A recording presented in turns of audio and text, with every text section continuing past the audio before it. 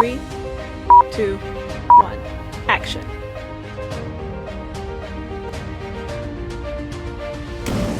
Welcome to the Ho-Choka Podcast. Hello, Matakiepi. Welcome to Ho-Choka here at the center of St. Joseph's Indian Schools campus. Today I'll visit with my wife, Lorraine. She's the Lakota Studies lead here at St. Joseph's Indian School.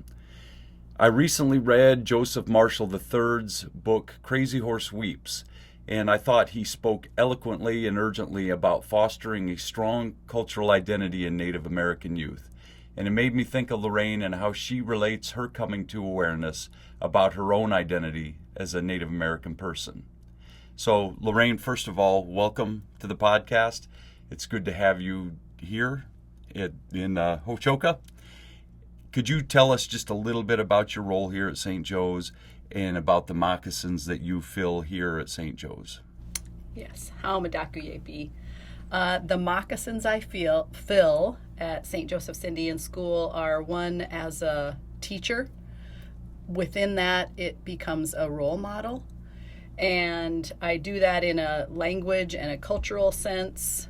I am a guide for the Ocheti Shakoi Essential Understandings teachings, which are a cultural curriculum across the state. So I'm passionate about doing that and different elements to help the kids and staff and whoever I can. You just received a national award, and I want to congratulate you again on receiving that award. You were selected as the Teacher of the Year by the Council on Residential Excellence, and this council it's a national organization that exclusively represents places like our school and that provide home-like educational services to children who live away from their families. And congratulations on winning that award. Thank you. Yeah. The Educator of the Year award was an honor. I think it's a reflection of what we all do here at St. Joseph's Indian School. It represents what we do in the community, on campus, in our school, across staff. So I'm honored to receive that award, and I often reflect on, what does that mean? How did this happen? And it really is just the passion of my work, being able to teach language and culture to students, work with their families, work with staff.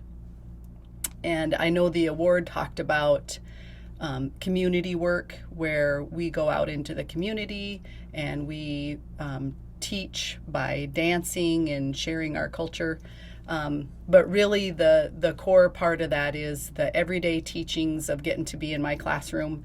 And I say it's a reflection of what we do because working here since 2002, I have learned many things from all staff who work at St. Joe's, whether it's the second grade teacher who has the really neat lesson plan and I say, ooh, I want to follow and do something on that, or the teachers who follow the Ocheti Shakoi Essential Understandings and I get to see what the sixth grade math teacher has done with kinship terms in her class, or horse culture across campus. So the award is an honor, but I think of it really as a reflection of what I get to do here at St. Joe's and how we all work together to build a community that shares who we are with the world. And we do that. Yes.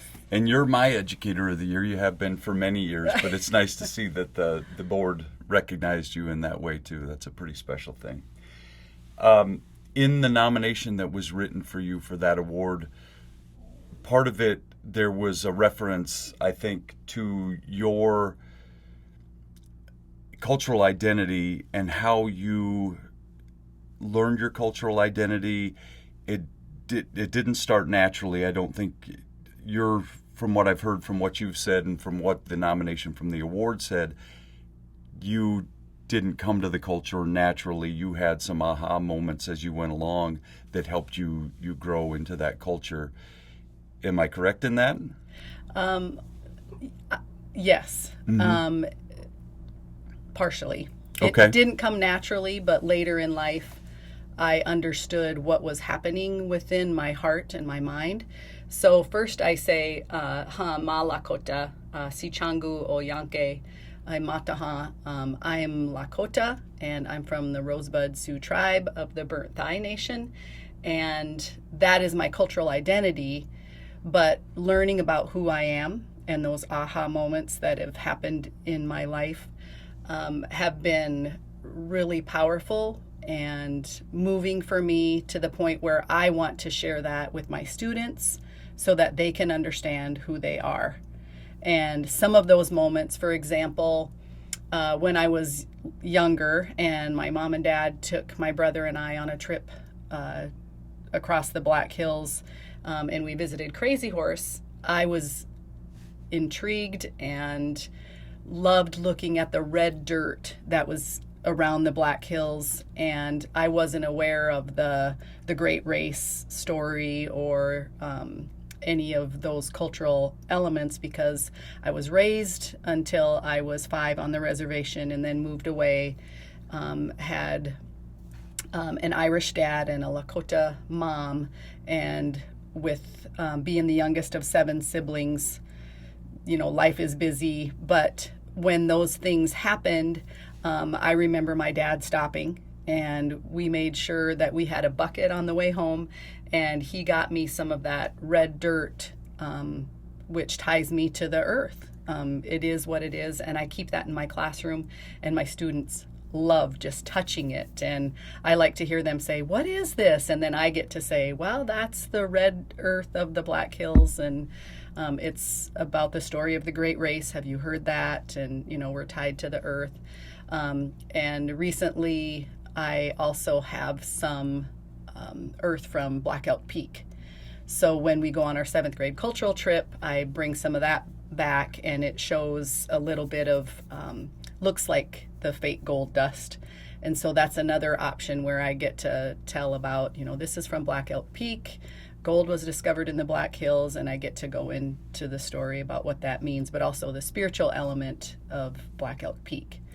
So there's a tie to earth there. Also, as I was growing up, my favorite numbers were always 4 and 7. Whenever I had to pick something, or I always focused on those 2 numbers. I had no idea why, but later in life then realized how sacred those numbers are. 4 directions, 7 directions. You multiply those and it becomes, 28. There are 28 and a half days in each moon. Just the multiplications of all of what that means makes sense to me now. And I also, as I grew and aged, as I became a mom and had a child, the attachment to the umbilical cord. And you and I have talked about this, that when one of my children when my first child was born and I had that umbilical cord in my hand and I understood the attachment of what that meant between her and I kept it, but I didn't know the story about the little turtle amulet that you kept that and you beaded it. And so when I learned of that, I went back to that umbilical cord and created a little amulet, and I've done that for, as you know, all of our 4 girls and our grandbabies. So that attachment was another aha moment, or it just made a connection between, okay, I understand what my cultural identity is. This makes sense. How is that ingrained in somebody that was never taught that? Just makes a really powerful identity sense to me. So again, I use that in the classroom, ask the kids, and they'll say, "Oh yeah, I have that at home."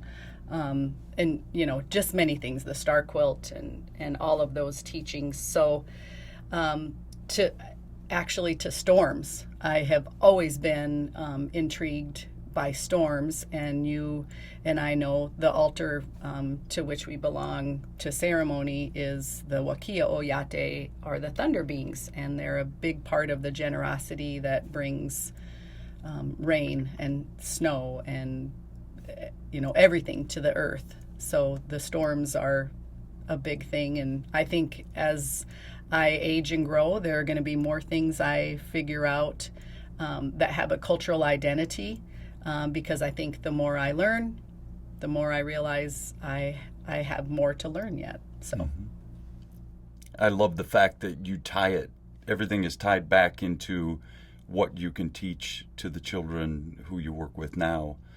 As I hear you talking, you're talking about your own growth and where you went with that, and you say, I want to teach these kids the same things. What I hear you saying too is that there were seeds planted when you were a young girl, and that some of those teachings became more apparent to you as you got older.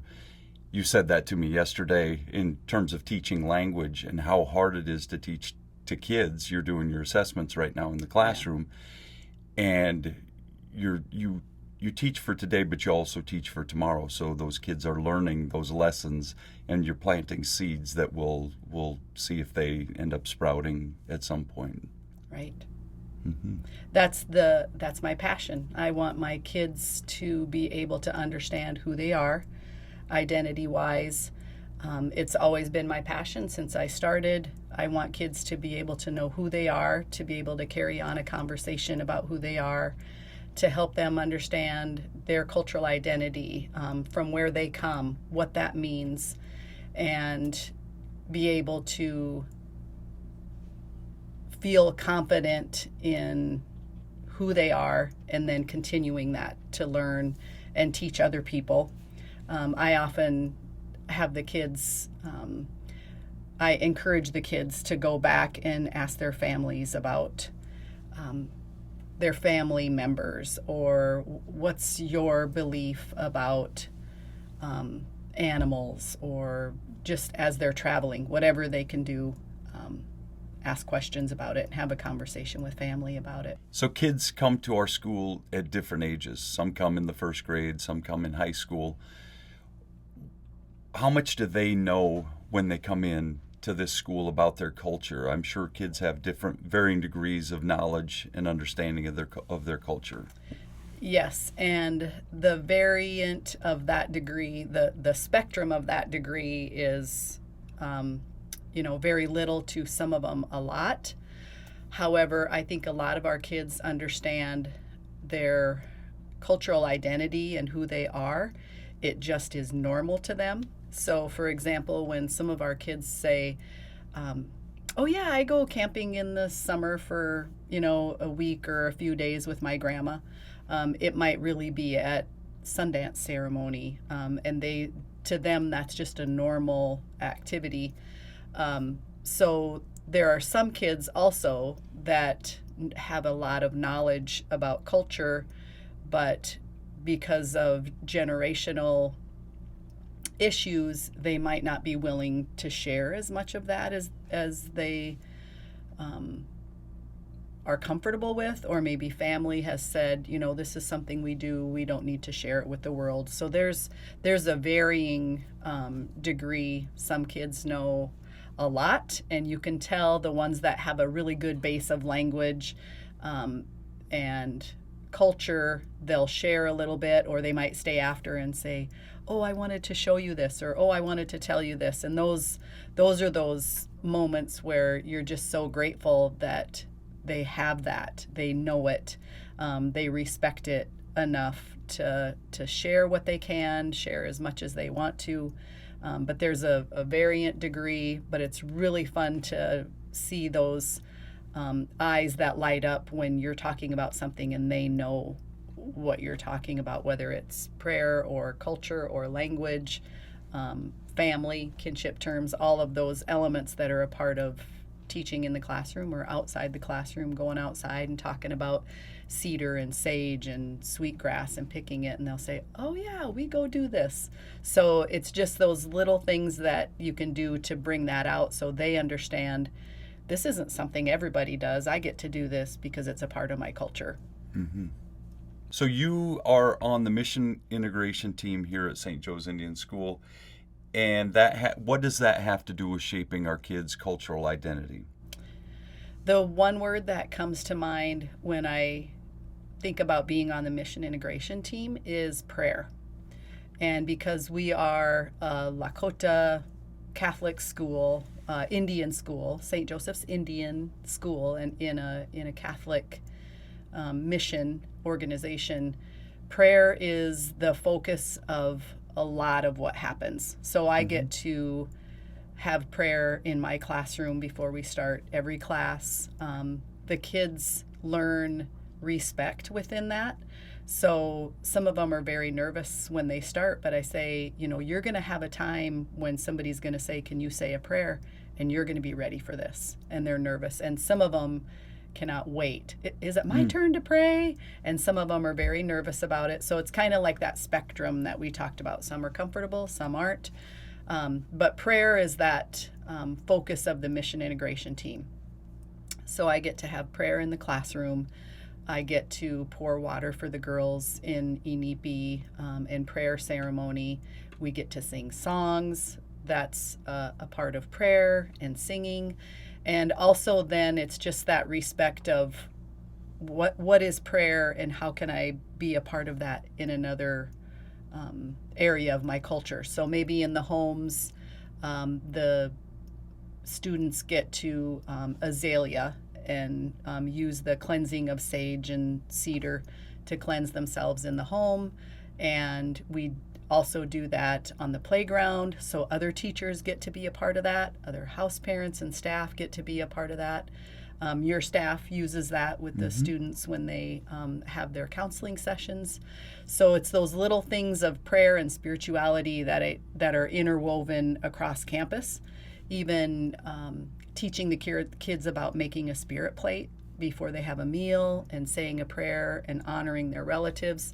So that mission integration team gets to weave in prayer and spirituality and respect, which are a large part of the culture, into any area that we can, whether it's in the dining hall or on the playground or in the chapel or in the homes or to the museum. The many pejuta, the medicines that we have around campus, that element of mission integration is so broad that I get to use it in a lot of ways. A large part of that is the seventh grade cultural trip, where we get to take the seventh graders across South Dakota, Wyoming, Montana, and really follow the footsteps of Crazy Horse, as you referred to in the beginning with Joseph Marshall's book. And within that is mission integration. We make prayer ties and leave them at sacred, important places across the way, whether it's the place where Crazy Horse was murdered, or at the top of Black Elk Peak, where many of our elders had their vision quests.